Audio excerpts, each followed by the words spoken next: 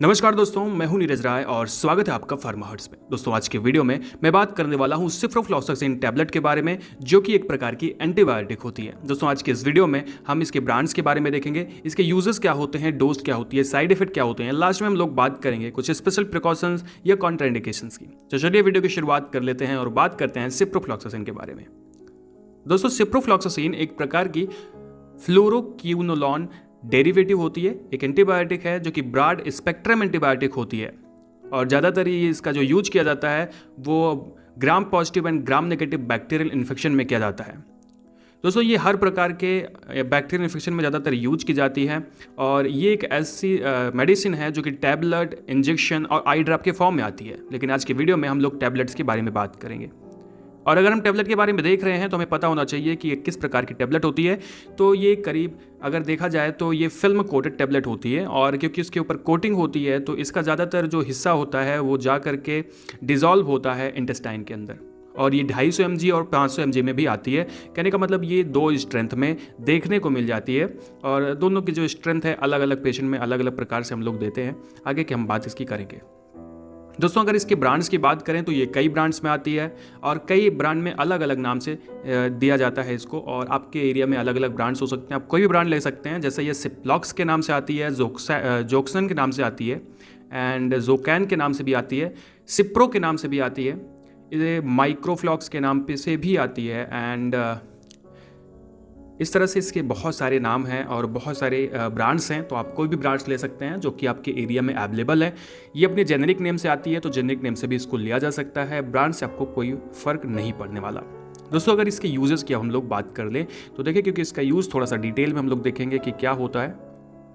तो इसका जो टैबलेट होता है वो हम लोग जब हमारे एक्चुअली इसे बहुत जगह यूज करते हैं। जैसे सबसे पहले अगर मैं बात करूं तो हम लोग रिस्पायरेटरी ट्रैक इन्फेक्शन में इसका यूज करते हैं, जिसमें आपके नाक से लेकर के फेफड़े तक के जो बैक्टीरियल इन्फेक्शन है उसमें इसको यूज कर सकते हैं। जैसे इसका यूज हम लोग निमोनिया में करते हैं, बहुत ज़्यादा खांसी आती है कफ में भी करते हैं, अगर सांस लेने में आपको प्रॉब्लम हो रही है तब करते हैं। इसका यूज़ तब भी किया जाता है जब आपको टॉन्सिलाइटिस की शिकायत होती है। दोस्तों इसका यूज़ हम लोग ईयर में बैक्टीरियल इन्फेक्शन में भी करते हैं। अगर ईयर में बैक्टीरियल इन्फेक्शन है और उसकी वजह से आपको कानों में दर्द हो रहा है, स्वेलिंग है, या कानों में इन्फेक्शन है, कानों में से पस निकल रहा है, एक्चुअली कान बहने की शिकायत हो रही है, तब भी उसमें सिप्रोफ्लॉक्सासिन यूज किया जाता है। दोस्तों इसका यूज़ हम लोग इंटेस्टाइनल बैक्टीरियल इन्फेक्शन में भी करते हैं, जिसमें आपके इंटेस्टाइन में बैक्टीरियल इन्फेक्शन होता है जिससे वोमिटिंग की शिकायत हो सकती है या डायरिया की शिकायत, लूज मोशन की शिकायत देखने को मिलती है, तब वहाँ पे सिप्रोफ्लॉक्सासिन यूज किया जाता है कभी कभी। दोस्तों इसका यूज़ हम लोग बोन जॉइंट इन्फेक्शन में भी करते हैं। अगर बोन की जॉइंट में आपका इन्फ्लामेशन है, इन्फेक्शन है, तब भी इसका यूज़ वहाँ पे किया जाता है सिप्रोफ्लॉक्सासिन का। तो एक्चुअली बहुत ब्रॉड यूज़ है। इसका यूज़ हम लोग यूटीआई में भी करते हैं। यूटीआई का मतलब होता है यूरिनरी ट्रैक इन्फेक्शन। इसमें जैसे अगर आपके यूरिनरी ब्लैडर में, किडनी में कोई प्रॉब्लम है, यूरेथ्रा में कोई प्रॉब्लम है, मतलब पेशाब करने में कोई दिक्कत आ रही है, पेशाब करने में जलन हो रही है, पेशाब रुक रुक के हो रही है या पेशाब हो नहीं रही है, तो उस कंडीशन में भी हम लोग इसका यूज करते हैं। दोस्तों इसका यूज़ देखा गया है प्रोस्टेसिस में भी करते हैं, जिसमें आपके प्रोस्टेट जो ग्लैंड्स है उसमें स्वेलिंग आ जाती है, तो या इन्फ्लेमेशन हो जाता है, जिसकी वजह से या तो यूरिनेशन आदमी कर नहीं पाता है या होती नहीं है उसको पेशाब, या फिर रुक रुक के होती है। ये सारी कंडीशन में भी इसका यूज किया जाता है।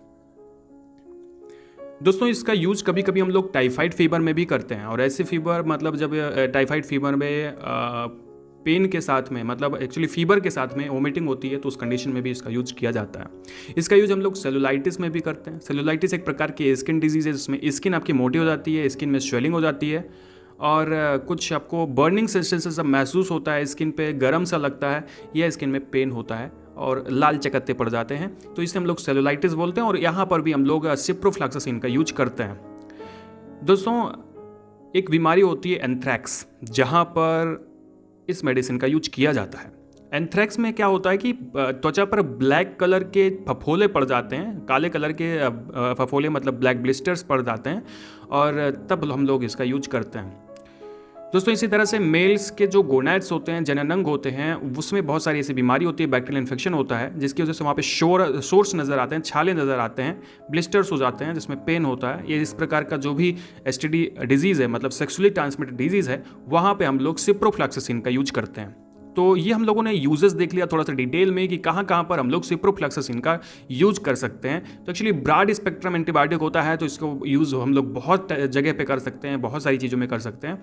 इसी के साथ में अब हम इसके डोज की बात कर लेते हैं कि आखिर इस मेडिसिन को लिया कितना जाता है, कितने दिन तक लिया जाता है। तो दोस्तों अगर हम डोज की बात करें तो डॉक्टर्स इसे अक्सर खाने के बाद लेने को कहते हैं और इसे बीडी लेने को कहते हैं। मतलब इसको आपको सुबह शाम खाने के बाद लेना होता है और पेशेंट के नीड के अकॉर्डिंग उसको 250 से या 500 mg की टैबलेट दी जाती है। उसकी सीवियरिटी पे या फिर उसको कितना लेना है, उसके बॉडी वेट पे, ये सब पे निर्भर किया करता है कि उसको 250 mg देंगे या उसको 500 mg देंगे। वो डॉक्टर आपको देख करके अपने हिसाब से डोज दे देता है। दोस्तों इसका जो टाइम ड्यूरेशन होता है वो 5 से लेकर के 14 दिन तक होता है। इससे ज़्यादा भी दिया जा सकता है अगर रोग ठीक नहीं होता है तो, पर वो डॉक्टर ही आपको ऐसा दे सकता है। दोस्तों ये तो हो गई बात डोज की। अब हम लोग बात कर लेते हैं कुछ साइड इफ़ेक्ट की। एक्चुअली अगर देखा जाए तो इसके बहुत ही कम साइड इफ़ेक्ट होते हैं, बहुत ज़्यादा मतलब साइड इफ़ेक्ट कोई इसके नहीं दिखाई पड़ते हैं, पर कभी कभी देखने को मिल सकता है कि अगर आप लोग टैबलेट यूज़ कर रहे हैं तो उससे आपको नोज़िया हो सकती है, वोमिटिंग की शिकायत देखने को मिल सकती है और मसल्स क्रैम्प देखने को मिल सकते हैं, मसल्स में दर्द देखने को मिल सकता है, जिसको जैसे मसल्स वीकनेस आपको देखने को मिल सकती है, मांसपेशियों में आपको कमजोरी देखने को मिल सकती है। तो ये सारी चीज़ें जो होती हैं साइड इफ़ेक्ट होती हैं। तो हमने कहा कि लास्ट में हम लोग थोड़ा प्रिकॉशंस के बारे में बात करेंगे कि इस मेडिसिन को कैसे और कब नहीं लेना है। तो कुछ चीज़ें होती हैं जैसे अगर आपको हाइपर सेंसिटिविटी है इस कैटेगरी की ड्रग से या सिप्रोफ्लॉक्सासिन से, तब आप ये मेडिसिन बिल्कुल ना लें। दूसरी चीज़, अगर आपको एपिलेप्सी है, सीजर्स आ रहे हैं, झटके आते हैं, तब ये मेडिसिन नहीं लेनी चाहिए। प्रेगनेंसी में और ब्रेस्ट फीडिंग में बिना डॉक्टर की सलाह के ये मेडिसिन ना लें, नहीं तो खतरा हो सकता है। और लास्ट में दोस्तों एक चीज़ मैं बताऊंगा कि कभी भी एंटासिड के साथ में ये मेडिसिन नहीं लेनी चाहिए, और अगर आप लेना चाहते हैं तो करीब 6 घंटे बाद, लेने के 6 घंटे बाद आप इसको यूज कर सकते हैं, 6 से 7 घंटे के बाद।